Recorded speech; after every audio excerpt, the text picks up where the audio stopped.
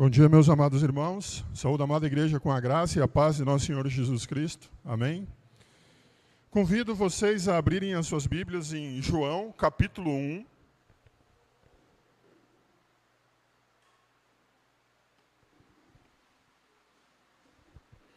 João, capítulo 1. Nós vamos ler do verso 1 ao verso 14. No princípio era o Verbo, e o Verbo estava com Deus, e o Verbo era Deus. Ele estava no princípio com Deus. Todas as coisas foram feitas por intermédio dele, e sem ele, nada do que foi feito se fez. A vida estava nele, e a vida era a luz dos homens. A luz resplandece nas trevas, e as trevas não prevaleceram contra ela. Houve um homem enviado por Deus, cujo nome era João. Este veio como testemunha para que testificasse a respeito da luz, a fim de todos virem a crer por intermédio dele.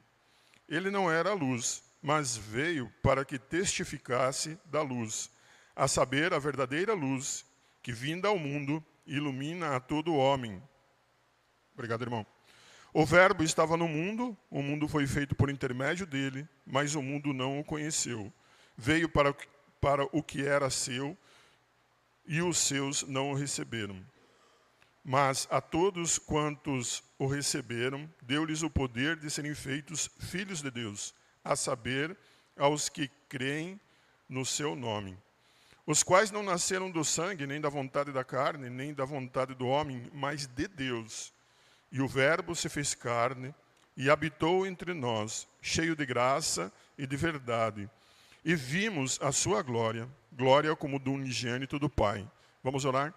Pai querido, Pai amado, Deus Todo-Poderoso, nós te agradecemos pelo dia de hoje, pelo dia do Senhor. Te agradecemos também porque, pela tua vontade, nos reunirmos como igreja para aprender mais da tua palavra, para conhecê-lo mais.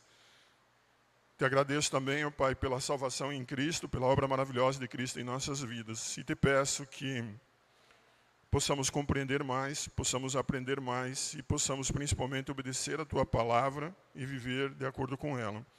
É o que eu te peço e te oro em nome de Cristo Jesus. Amém. Bem, como os irmãos sabem, na escola bíblica dominical nós estamos vendo o panorama do Novo Testamento. A intenção não é uma exposição completa do livro, mas ter uma ideia geral do que trata o livro, dos assuntos que são abordados e do que diz respeito ao livro, para que quando fizermos os nossos devocionais em casa, nas nossas leituras diárias, nós possamos compreender melhor e entender melhor a vontade do Senhor. O primeiro ponto que eu quero abordar então com os irmãos é em referência ao autor, que é o apóstolo João. Ele alega então ter sido testemunha ocular dos eventos. Quero pedir aos irmãos que abram no capítulo 21, fiquem com suas Bíblias abertas que nós vamos ver alguns textos.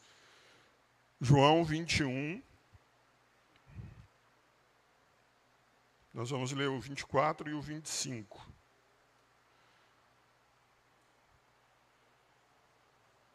Este é o discípulo que dá testemunho a respeito destas coisas e que as escreveu. E sabemos que o seu testemunho é verdadeiro.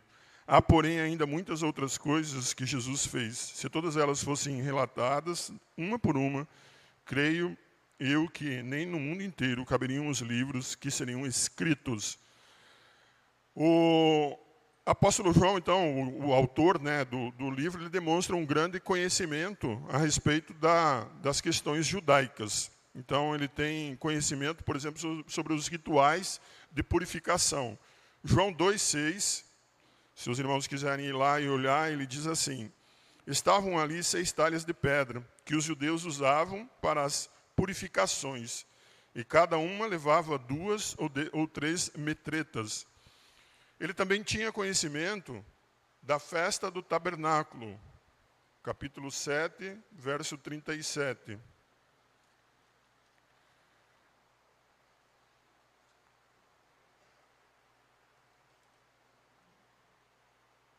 No último dia, o grande dia da festa, levantou-se Jesus e exclamou: se alguém tem sede, venha a mim e beba. Ele também tinha conhecimento, então, a respeito da contaminação devido à Páscoa, e ele conhece também a teologia judaica. Então, ele é alguém que conhecia a respeito do sábado. 9,14 vai nos dizer: e era sábado, o dia em que Jesus fez o lodo e lhe abriu os olhos. Era alguém que conhecia a lei, que conhecia todos os costumes e tudo que dizia a lei dos judeus.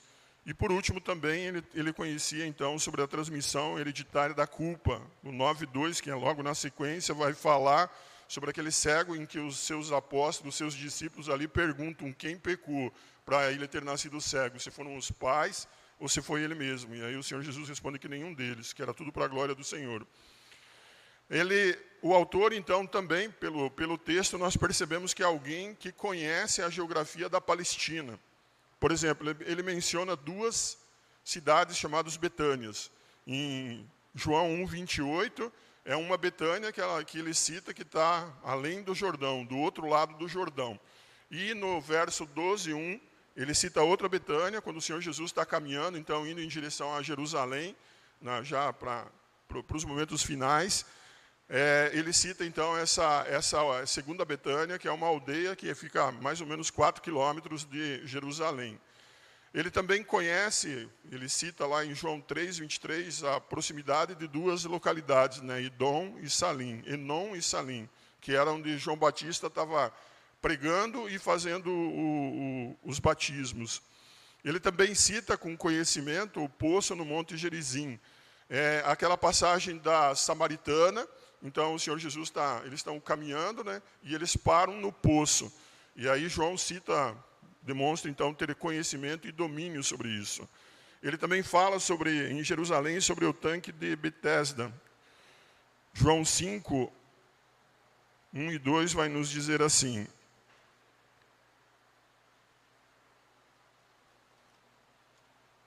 passadas essas coisas, havia uma festa dos judeus e Jesus subiu para Jerusalém.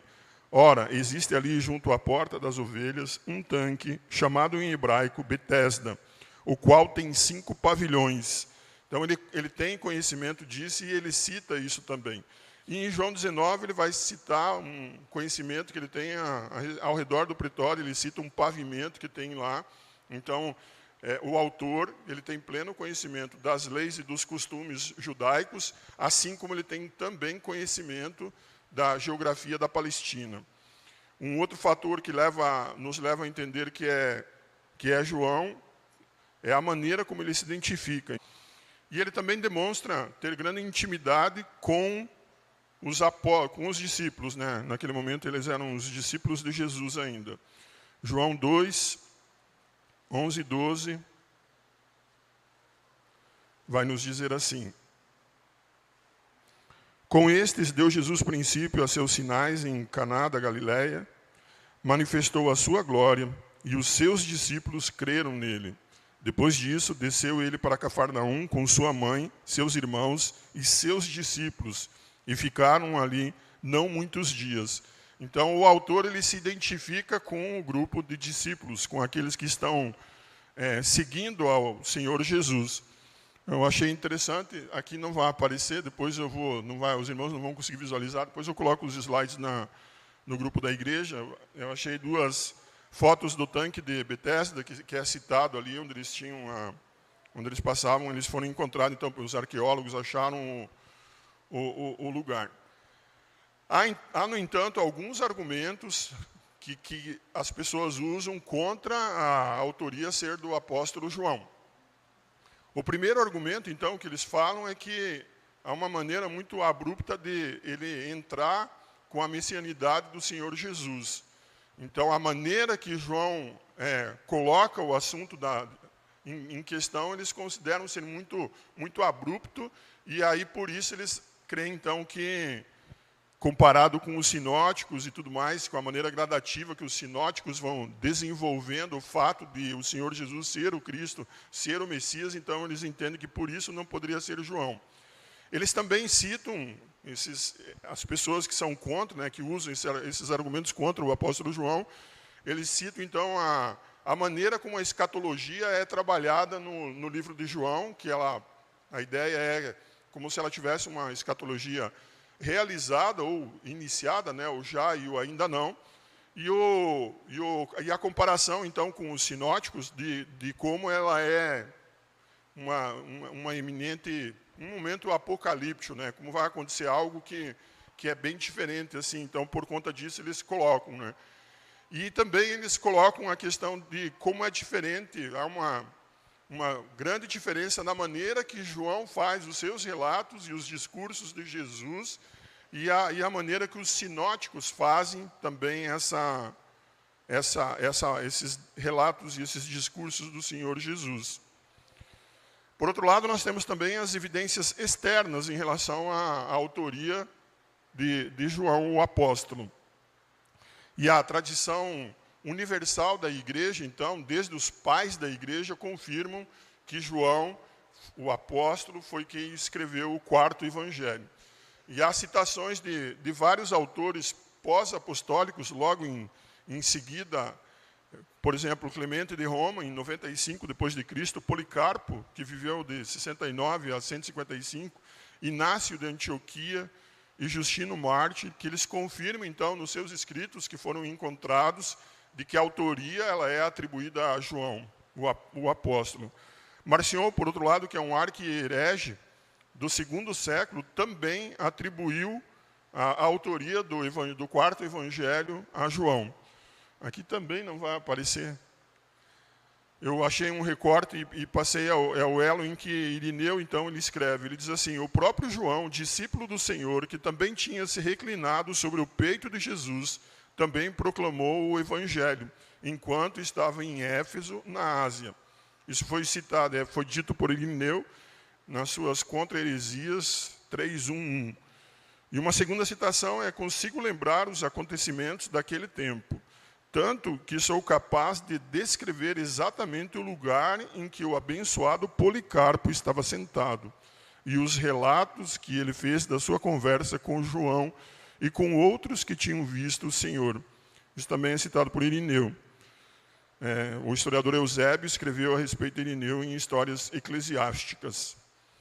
Quando que o evangelho foi escrito, então? Provavelmente, muito provavelmente, os estudiosos eles colocam ali por volta dos anos 70. Um período máximo aí seria os anos 80 depois de Cristo. Então, se levarmos em consideração essa data, nós entendemos que o evangelho de João, então, o quarto evangelho, foi o último evangelho a ser escrito. E aí, com certeza, João, quando ele escreveu o evangelho, ele já devia ter conhecimento dos escritos de Mateus, de Marcos e de Lucas. Há uma grande questão também sobre a historicidade dos fatos e da historicidade de João. Muitos estudiosos questionam isso, né?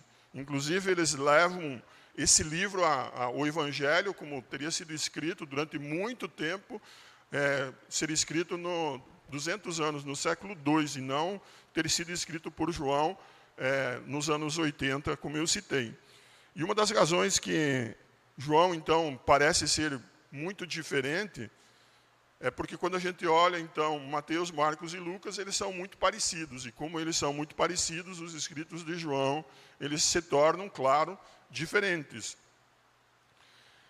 Mesmo que o evangelho possa ser de maior parte literalmente independente dos sinóticos, é difícil imaginar que seu autor com alguém que desconhecesse o núcleo da fé que compartilharam. A ideia é, mesmo que eles sejam totalmente diferentes, João, com certeza, quando escreveu, ele conhecia da fé, ele participou da fé e ele entendia a respeito das questões da fé. Então, o núcleo central da fé, ele tinha conhecimento e compartilhava com os outros três autores esse mesmo núcleo. Um outro argumento que é usado também é que as diferenças entre João e os sinóticos também eles devem ser levados em consideração pelo público-alvo que eles tinham como objetivo, né?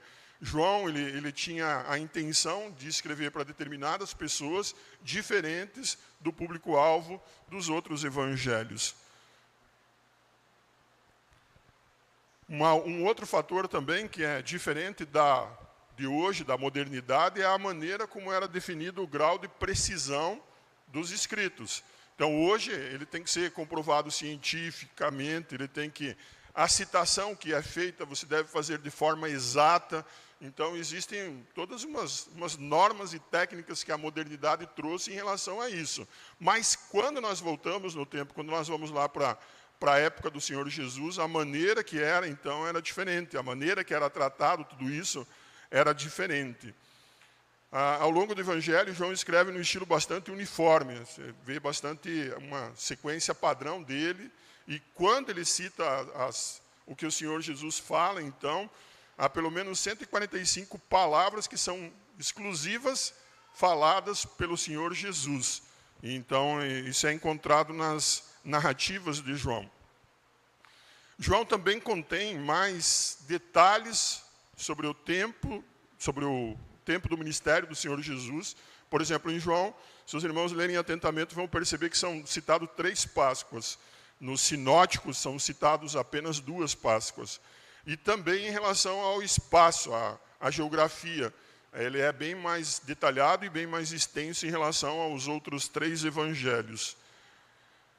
E João, então, ele contextualiza o evangelho dele, ele escreve o evangelho dele para pessoas que vivem em circunstâncias totalmente diferentes das quais viviam as comunidades, então, de Marcos, Lucas e Mateus.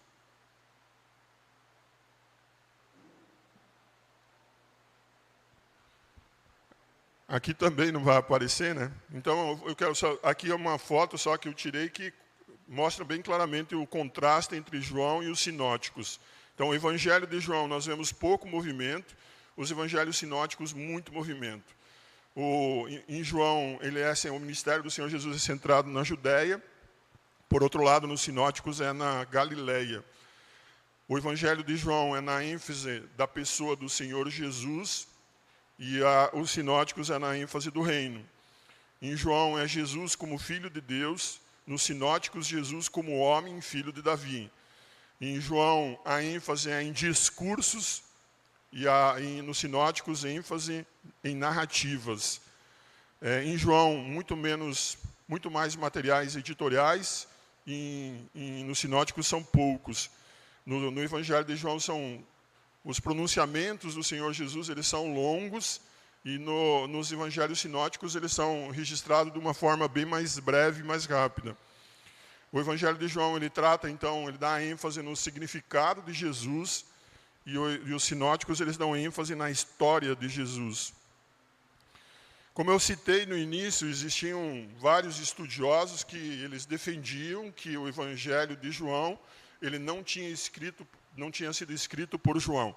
Que ele tinha, então, tinha coletado todas essas informações e tinha o escrito no 2º século, depois de Cristo. No entanto, as pesquisas arqueológicas, eles identificaram um fragmento do Evangelho de João. Eles nomearam lá, então, que é um papiro de Highlands, e ele é datado de mais ou menos de 135 depois de Cristo. Então, com essa descoberta arqueológica que foi feita, caiu por terra, então, a defesa desses estudiosos de que não tinha sido João, e sim alguém no 2º século. Pensando um pouco sobre onde João estava quando escreveu e quem eram os destinatários do Evangelho. A tradição da igreja, então, ela aponta solidamente para que João, então, ele escreveu o Evangelho enquanto ele estava em Éfeso, enquanto ele cuidava daquela igreja em Éfeso. E o propósito geral do Evangelho, então, ele tem para encorajar a fé, e isso pode indicar que ele tem um destinatário, uma audiência mista, tanto de cristãos que precisavam, então, de uma confirmação, que precisavam, então, solidificar a sua fé, e também quanto àqueles que não criam no Senhor. E aí eles têm, então, um testemunho direto ali de quem era o Senhor Jesus, da obra do Senhor Jesus, de tudo que o Senhor Jesus fez e de quem Ele é. E isso, então, levaria a crer nele. E assim serem salvos. Então, ele tinha um cunho evangelístico e apologético. Aqui também eu trouxe, os irmãos não vão poder ver, depois eu coloco, são as ruínas de Éfeso, que foram, a arqueologia descobriu. Éfeso fica atualmente na Turquia. Então, algumas características em relação ao Evangelho escrito por João. Em verdade vos digo, vós me procurais, não porque vistes, em verdade vos digo, vós me procurais, não porque vistes sinais, mas porque comeste dos pães e vos fartastes. Trabalhai não pela comida que perece, mas pela que subsiste para a vida eterna, a qual o Filho do Homem vos dará, porque Deus, o Pai, o confirmou como o seu selo. Dirigiram-se, pois, a ele, perguntando, que faremos para realizar as obras de Deus? Respondeu-lhe Jesus, a obra de Deus é esta, que creiais naquele que por ele foi enviado. Então lhe disseram eles, que sinal fazes para que o vejamos e creiamos em ti? Quais são os teus feitos? Nossos pais comeram maná no deserto, como está escrito, deu-lhes a comer pão do céu. Replicou-lhe Jesus, em verdade vos digo, não foi Moisés quem vos deu o pão do céu. O verdadeiro pão do céu é meu Pai quem vos dá. Porque o pão de Deus é o que desce do céu e dá vida ao mundo. Então lhe disseram, Senhor, dá-nos sempre desse pão. Declarou-lhes, pois, Jesus, eu sou o pão da vida. O que vem a mim jamais terá fome, e o que crê em mim jamais terá sede. Porém eu vos disse que, embora me tenhais visto, não credes. Todo aquele que o Pai me dá, esse virá a mim, e o que vem a mim, de modo nenhum o lançarei fora. Porque eu desci do céu não para fazer a minha própria vontade, e sim a vontade daquele que me enviou. E a vontade de quem me enviou é esta, que nenhum eu perca de todos os que me deu. Pelo contrário, eu o ressuscitarei no último dia. De fato, a vontade de meu Pai é que todo homem que vira o Filho e nele crer tenha a vida eterna, e eu o ressuscitarei no último dia. Vamos só até aqui. Os irmãos podem ver, então, que João, o discurso do Senhor Jesus é muito mais extenso. Da mesma forma que, se os irmãos olharem depois nas suas Bíblias, capítulo 8, quando ele se refere ao fato de ele ser a luz do mundo, o capítulo 10, quando o Senhor Jesus vai falar a respeito do bom pastor, de como ele é o bom pastor, de como ele cuida das ovelhas, de como ele, de fato, está preocupado das ovelhas, e o discurso no cenáculo, que está no capítulo 14 e no capítulo 16. Então, se os irmãos olharem isso e contraporem isso com os sinóticos, os irmãos vão perceber que esses discursos do Senhor Jesus, eles são muito maiores e muito mais abrangentes do que é encontrado nos sinóticos. No livro de João também nós encontramos diálogos com indivíduos que eventualmente chegaram a confiar em Jesus como Messias.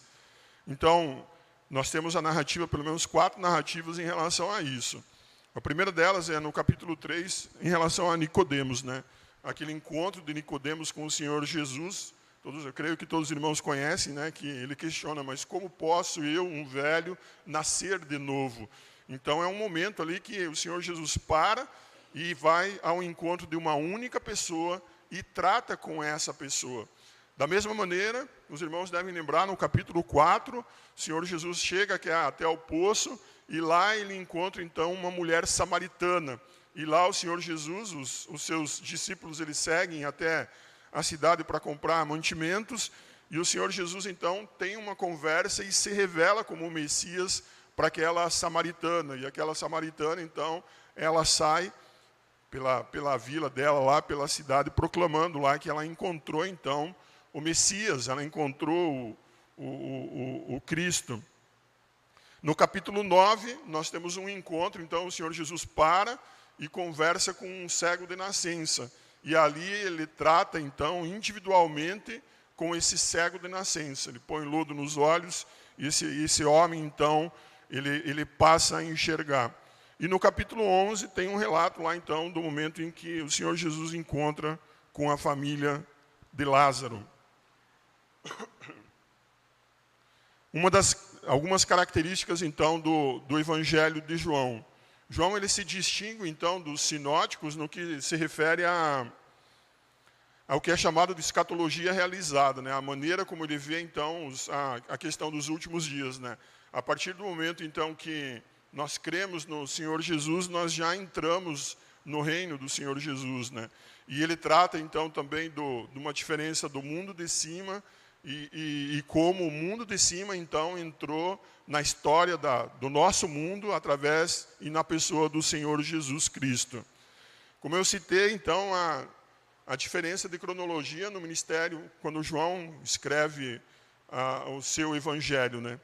Ele cita 3 Páscoas, no sinótico são 2, e há uma diferença, né? Ele centra na Judéia, e enquanto os sinóticos eles centram na Galiléia. O que nós percebemos com isso é que há um fator aí de complementação, né? Qual deles, então, porque os sinóticos escrevem de uma maneira e João de outra, então um deles está errado. Não. O que ocorre é que os escritos eles se complementam, as informações elas são complementares e elas não jogam contra as outras, né? E há também uma questão de que os sinóticos, então, eles olham muito e focam entre essa era, entre o momento em que eles vivem e a era do porvir, a era eterna. E João trabalha, como eu falei, este mundo e o mundo de cima.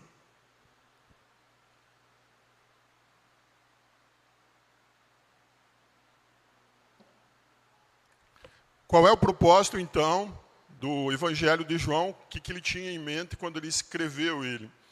O Evangelho de João é o único que relata claramente qual é o seu objetivo.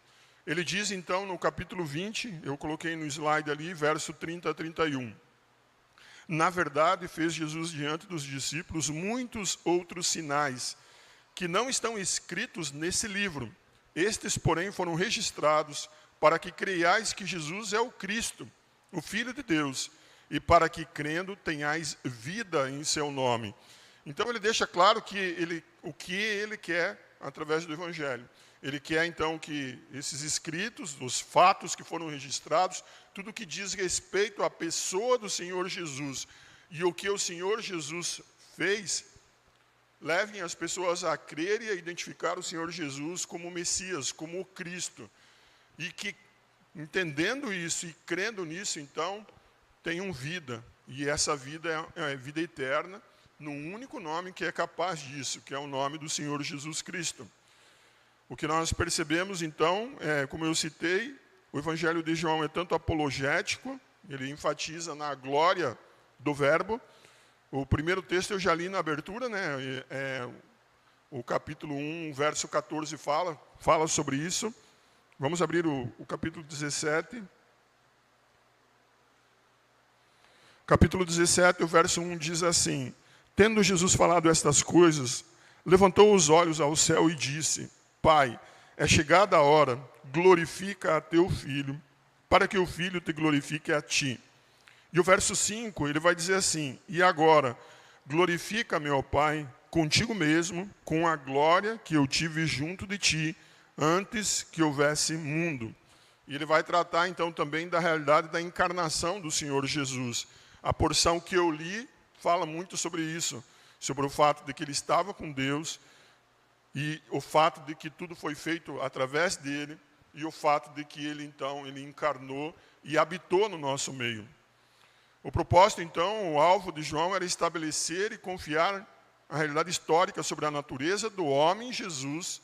Fez isso desde o princípio, no verso 1,19, até o dramático fim. A natureza, ele vai tratar então da natureza e a missão messiânica do Senhor Jesus. Ele vai mostrar a singularidade do Senhor Jesus como Filho de Deus, como Deus vivo. Então, os sinais divinos que estão com o Senhor Jesus, que são demonstrados pelo Senhor Jesus, confirmam essa realidade de que o Senhor Jesus é o Filho de Deus e que o Senhor Jesus é o Cristo. E o escopo universal da sua obra redentora. Então, eu coloquei ali como referência 3,16, eu creio que todos nós conhecemos, decora esse versículo, né? O Senhor Jesus veio para todos aqueles que creem no seu nome. Então, ele não veio unicamente para os judeus, ele não é o Messias unicamente dos judeus, ele não é o Cristo dos judeus. Ele é o Cristo e ele é o Messias, ele é o Salvador de todos aqueles que creem no seu nome. Então, a sua obra, ela é universal, ela atinge a todos os povos, sejam judeus ou sejam gentios como nós. O Evangelho de João, assim como os sinóticos, visa estabelecer relações pessoais de fé com Deus, mediante Jesus Cristo. E a maneira peculiar de João é proclamando a glória do eterno Filho, agora encarnado. Então, o que João está querendo fazer é levar todos os seus leitores a crerem, a conhecerem ao Senhor Jesus, a terem um relacionamento pessoal através da fé depositada nele, e esse relacionamento levará a um relacionamento com Deus também. E isso tudo ele faz demonstrando a glória do Senhor Jesus. Carlos Oswaldo, que é um dos materiais que eu usei, ele escreveu o panorama do Novo Testamento, ele define o propósito de João, então, da seguinte maneira: estabelecer relacionamentos de fé com Deus, proclamando a glória de Jesus, o Messias, o Filho encarnado, cuja vida, morte e ressurreição mediam vida eterna, graça e verdade aos crentes. Então, se nós temos acesso a uma vida eterna com Deus, unicamente é por conta do relacionamento que nós temos com o Senhor Jesus, com o Filho de Deus, com aquele que veio dos céus, encarnou e morou no nosso meio. Como propósito também nós podemos observar então que João trata tanto da humanidade do Senhor Jesus, de como ele se tornou homem, de como ele é homem, e da divindade do Senhor Jesus, dessas duas naturezas que nós encontramos unicamente no Senhor Jesus, um ser divino e ao mesmo tempo um ser humano. E o próprio Senhor Jesus nos mostra e exige então nos seus textos, quando você lê e você crê de fato em Jesus Cristo, ele leva então uma visão a uma crença cristológica. Os irmãos devem lembrar de como Deus se apresenta a Moisés, né? Eu sou o que sou.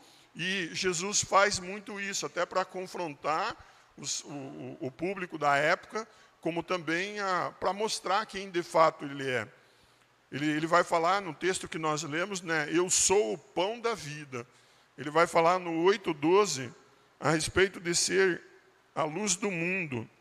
Então, o 8:12 vai nos dizer assim: de novo lhes falava Jesus, dizendo: eu sou a luz do mundo. Quem me segue não andará nas trevas. Pelo contrário, terá a luz da vida. Jesus também ele se apresenta como: eu sou a porta. Folhando um pouquinho aí, capítulo 10, versos 7 a 9, diz assim: Jesus, pois, lhe afirmou de novo: em verdade vos digo, eu sou a porta das ovelhas. Todos quantos vieram antes de mim são ladrões e salteadores, mas as ovelhas não lhe deram ouvido. Eu sou a porta. Se alguém entrar por mim, será salvo. Entrará e sairá e achará pastagem.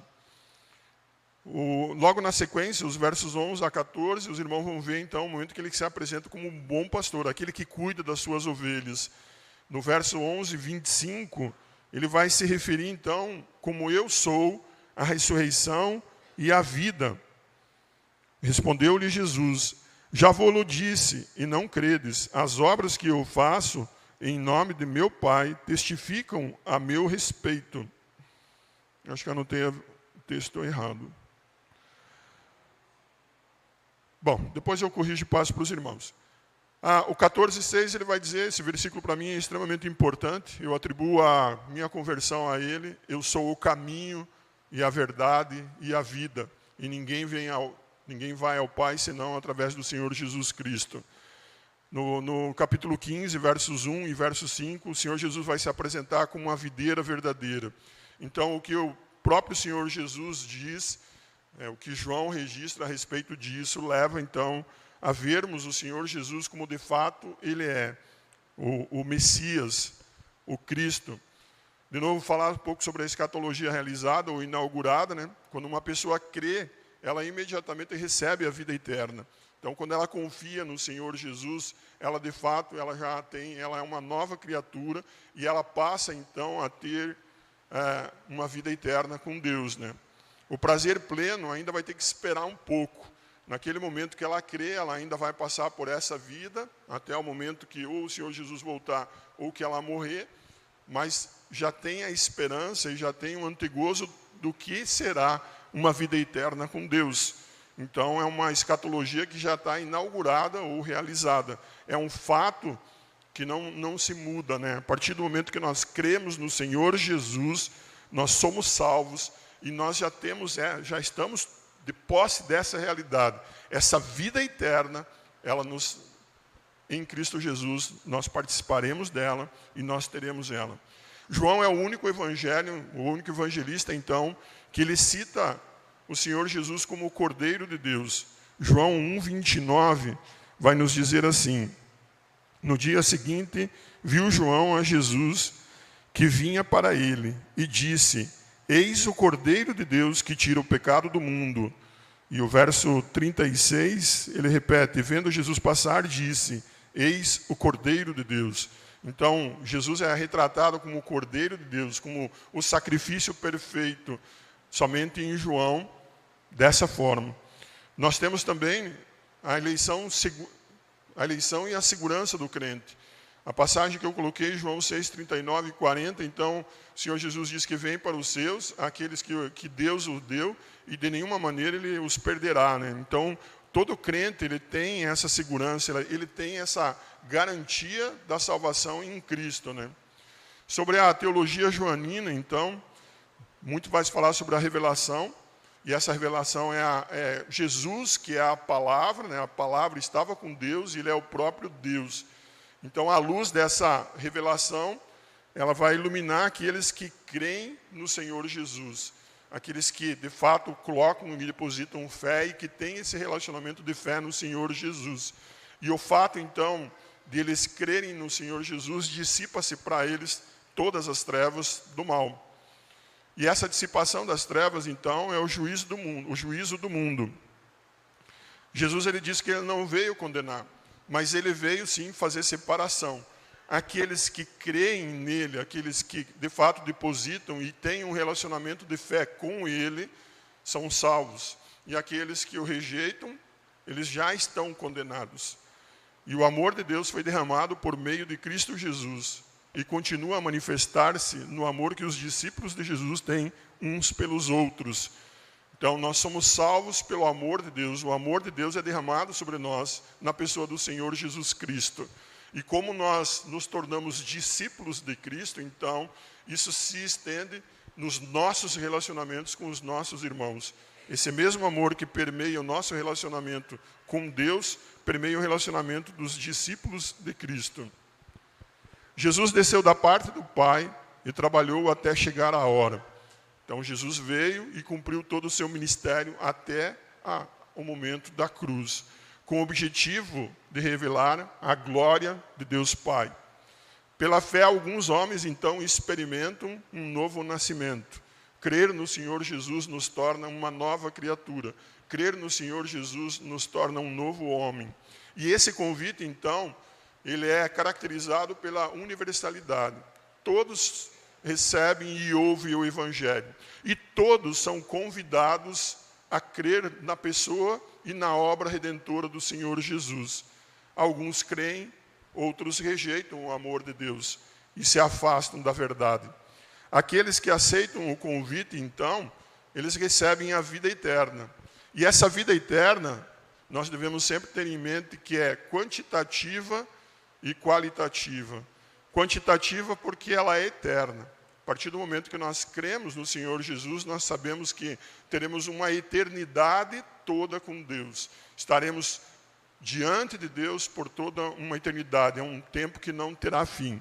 E qualitativa porque, se nós formos pensar, aqui nós sofremos, aqui nós padecemos, aqui nós temos todo tipo de tentação, de provação, aqui nós cedemos a nossa carne, aqui nós cedemos as nossas concupiscências, sejam dos olhos, sejam do próprio coração, nós ofendemos a Deus, nós pecamos, nós nos desviamos e nós sofremos as consequências dos nossos pecados e também dos pecados dos outros. Mas nós sabemos que essa eternidade ela será um momento em que teremos delícias perpetuamente.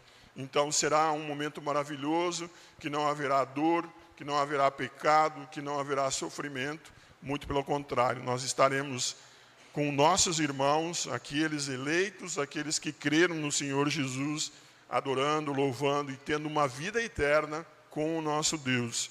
Então, se ela é eterna, ela é tanto quantitativa quanto qualitativa melhor do que a nossa vida hoje.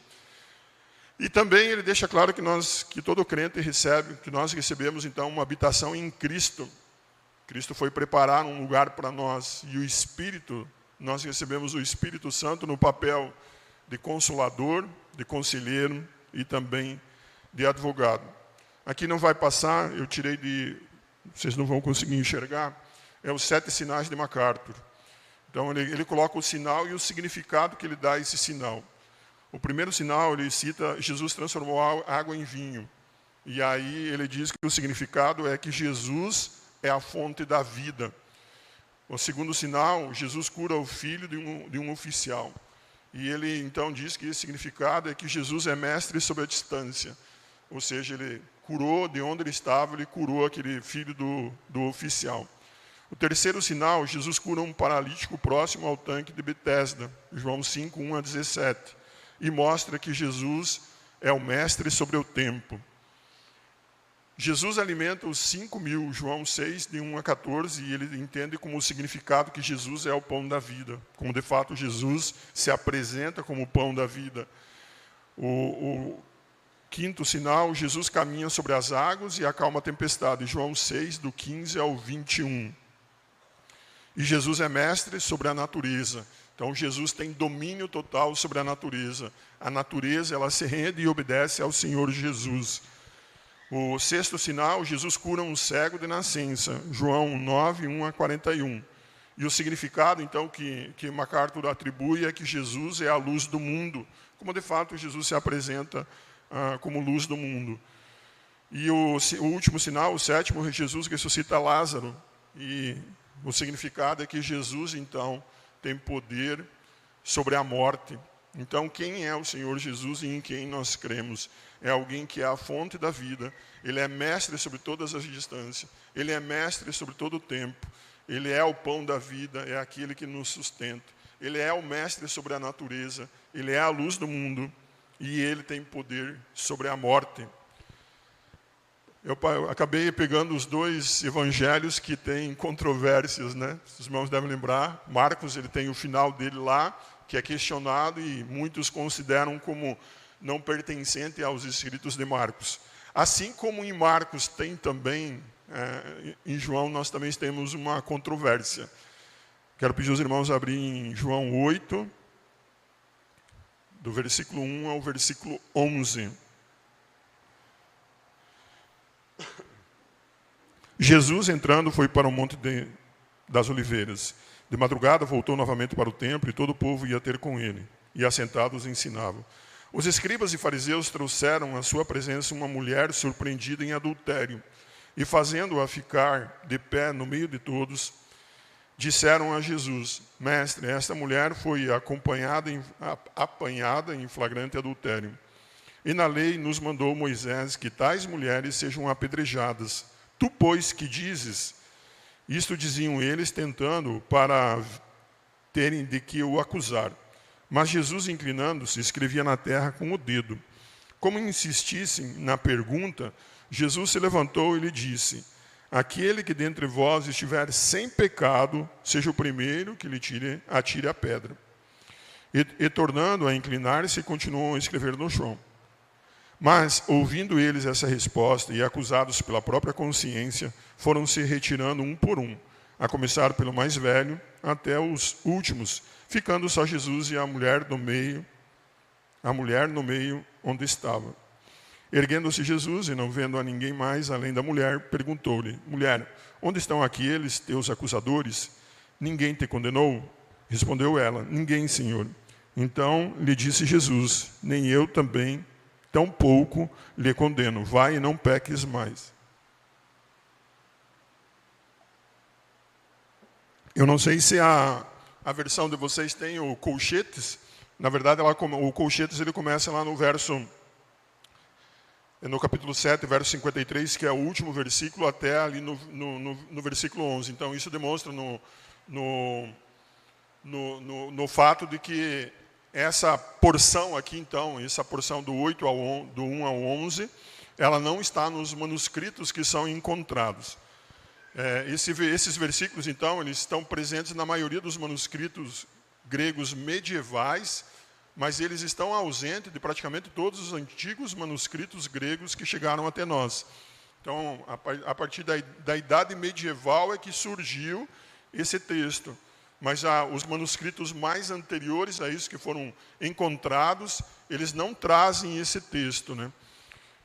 Tem vários manuscritos assim, são de nomes bem difíceis, até por isso eu não coloquei, que são os manuscritos que são usados para validar toda a Bíblia, para validar todas as Escrituras, que são usados, então, para checar todos esses textos. E em todos esses manuscritos, então, eles não são encontrados essa porção lá dos primórdios, então. Quando vai olhar os escritos dos pais da igreja, né, os primeiros cristãos lá da igreja primitiva, nenhum deles cita essa narrativa. Então, todos eles omitem isso. E a igreja oriental, os primeiros escritos são a respeito desse capítulo, dessa porção do 1 ao 11, ela é encontrada somente a partir do século X. Sobre isso, D.A. Carson diz, então, que quando você olha o que diz esse texto, né, não dá para, por outro lado, você duvidar de que esse texto não possa, de fato, ter acontecido.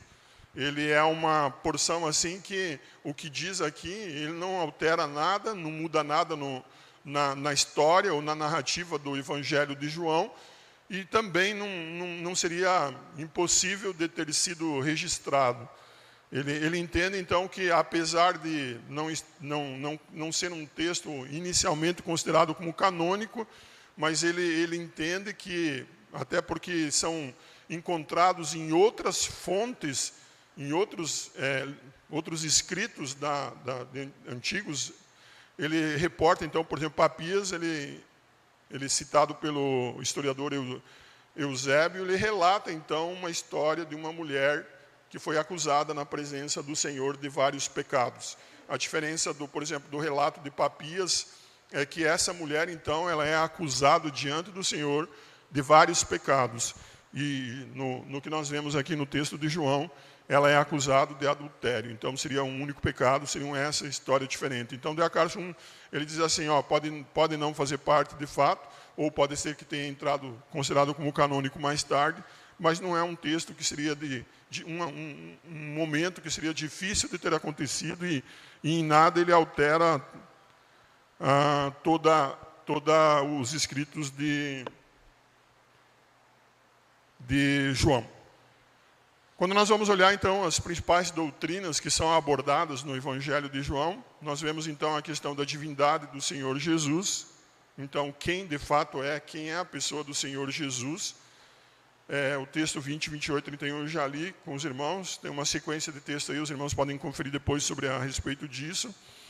E o fato de que a salvação, então, ela é proposta unicamente, ela é mediada unicamente pelo Senhor Jesus Cristo. Então, como as pessoas devem responder a isso. Sobre isso eu quero ler com os irmãos capítulo 5,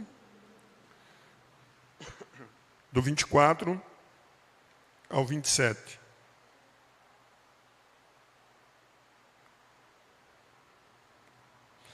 Em verdade vos digo, quem ouve a minha palavra e crê naquele que me enviou tem a vida eterna. Não entra em juízo, mas passou da morte para a vida. Em verdade vos digo que vem a hora e já chegou, em que os mortos ouvirão a voz do Filho de Deus, e os que a ouvirem viverão.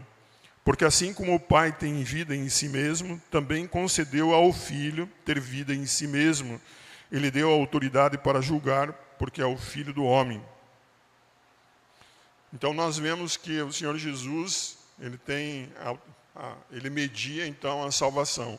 Aqueles que creem na obra e na pessoa do Senhor Jesus são salvos. Eles respondem de forma positiva ao chamado e a quem é o Senhor Jesus. E aqueles que o negam também respondem de outra forma e têm sobre si condenação eterna. João também vai tratar sobre o caráter de Deus. Ele vai demonstrar então como Deus é um Deus acessível, como Ele é um Deus glorioso, como Ele é um Deus invisível, como Ele é um Deus amoroso, como de fato Ele ama e como Ele é amor, como Deus é um Deus justo, como Deus é Espírito, 4:24 vai demonstrar isso, como Deus é verdadeiro, então o 17:3 vai mostrar como Deus é um Deus único e é um Deus verdadeiro. A citação seguinte, e ele vai demonstrar também como Deus, ele se ira. E se nós formos pensar então no Evangelho, numa única palavra, o Nijai Gupta, ele define então que nós podemos pensar no Evangelho de João como vida, como pensando em saúde, crescimento e plenitude. Como de fato nós encontramos então no Evangelho de João, na pessoa do Senhor Jesus, vida em abundância, vida com qualidade, uma vida que requer de nós então um crescimento de santidade, de piedade, e vida que nós teremos em plenitude com a nossa vida eterna, quando estivermos plenamente com Deus, quando nossos corpos então forem glorificados, assim como o do Senhor Jesus. Quando Jesus ofereceu vida aos seus seguidores, isso vai além de acrescentar minutos, horas ou dias à vida. A vida da ressurreição ainda é uma vida física, mesmo que esse corpo seja transfigurado. No entanto, Jesus trouxe a esperança e a plenitude da vida, como a essência de seu Evangelho. Aqui também um fato que às vezes nós omitimos ou nos esquecemos da importância da ressurreição na obra do Senhor Jesus, de como a ressurreição ela é importante e ela faz parte do Evangelho anunciado pelo Senhor Jesus, do Evangelho relatado por todos os seus evangelistas, também em todos os escritos de Paulo. E o Nijai, então, deixa claro, né? Mesmo quando nós tivermos os nossos corpos ressurretos, quando nós tivermos os nossos corpos glorificados, mesmo assim, nós teremos uma vida, nós viveremos fisicamente. E Jesus, então, ele traz para nós esses escritos, e quando ele fala, então, que essa vida é a palavra que traduz o Evangelho, é a essência, então, de como nós devemos enxergar e de como nós devemos viver. E aí, como não podia deixar, eu trouxe as indicações dos livros que eu usei. Da última aula de Marcos, eu só acrescentei no final ali o comentário de João, do D.A. Carson. Os irmãos podem estar pesquisando depois, espero que desperte nos irmãos o interesse de aprofundar mais, conhecer mais a palavra de Deus, buscar mais a palavra de Deus, e também estudá-la mais. Nós temos ótimos escritores, ótimos irmãos que foram usados por Deus para nos auxiliar. É claro que nós temos a palavra de Deus, que a Bíblia, ela contém toda a palavra de Deus, toda a palavra é suficiente para nós, toda ela é inspirada no nosso Deus, e ela é útil. Mas assim, nós também temos irmãos que eu creio que Deus usou, e eles têm o propósito de nos auxiliar e de nos ajudar. Então, que desperte nos irmãos também a vontade de conhecer mais, de tirar dúvidas, de aprofundar. Algum irmão quer fazer algum complemento, quer fazer alguma pergunta ainda a respeito de tudo isso que nós vimos?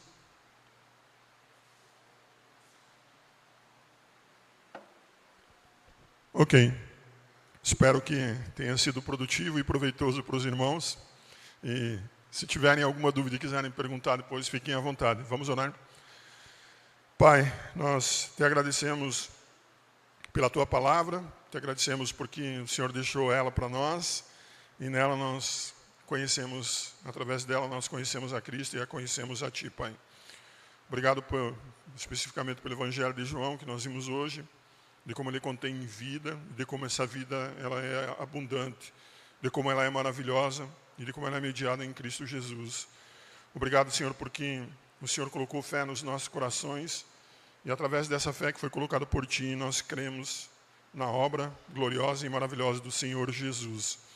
Te peço que o Senhor nos dê força, que o Senhor nos dê perseverança, para vivermos de acordo com essa verdade, de acordo com a Tua palavra. Que o Senhor nos dê um coração desejoso em obedecê-lo e de viver de acordo com as Sagradas Escrituras, de maneira que agrade a Ti, como de fato é o nosso desejo, Senhor. É o nome santo de Cristo Jesus que nós te oramos. Amém. Bem, irmãos, é isso. Se nós estamos despedidos.